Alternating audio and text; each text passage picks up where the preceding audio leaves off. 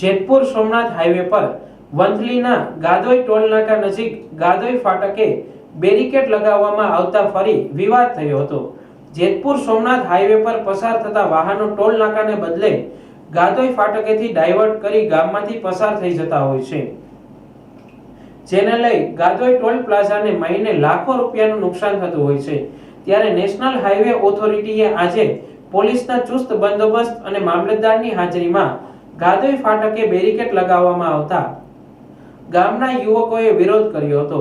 વંથલી પોલીસે વિરોધ કરનારા યુવકોને સ્થળ પરથી અટકાયત કરી બેરિકેડ લગાવવાની કામગીરી શરૂ કરી હતી। અગાઉ પણ ટોલ નાકાના કર્મચારીઓ અને ગ્રામજનો પણ આમને સામને આવ્યા હતા, ત્યારે વધુ એક વખત હાઇટ બેરિકેડની લઈ વિરોધનો વંટોળ જોવા મળ્યો હતો। જેતપુર સોમનાથ નેશનલ હાઈવે પર ગાદોઈ ટોલ નાકા નજીક ગાદોઈ ગામનો રસ્તો સ્ટેટ હાઈવેને મળે છે, ત્યારે નેશનલ હાઈવે ઓથોરિટીના એરિયાની અંદર બેરિકેડ લગાડવા માટે એસડીએમની સૂચના થતા પોલીસના ચુસ્ત બંદોબસ્ત સાથે બેરિકેડ લગાવવાની કામગીરી કરી છે, તેવું વંથલી મામલતદાર એમડી દવેએ જણાવ્યું છે।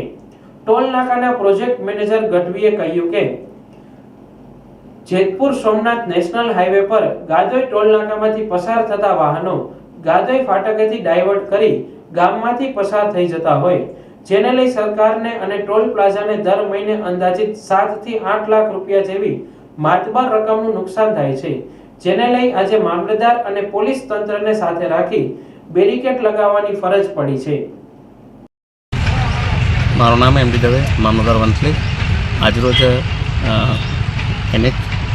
નેશનલ હાઈવે ઓથોરિટીની રજૂઆત અન્વયે ગાદોઈ ખાતે જે ગામનો રસ્તો જે સ્ટેટ હાઈવેને મળે છે, જેની રજૂઆત અન્વયે નેશનલ હાઈવે ઓથોરિટીની એરિયાની અંદર બેરિયર લગાડવાની સૂચના થતાં એસડીએમ સાહેબ દ્વારા સૂચના થતાં આજરોજ પર્યાપ્ત પોલીસ બંદોબસ્ત સાથે પીઆઈશ્રી, પીએસઆઈશ્રીઓ, કોન્સ્ટેબલશ્રીઓ તેમજ પર્યાપ્ત પોલીસ બંદોબસ્ત સાથે બેરિયર લગાડવાની કામગીરી કરવામાં આવેલ હતી।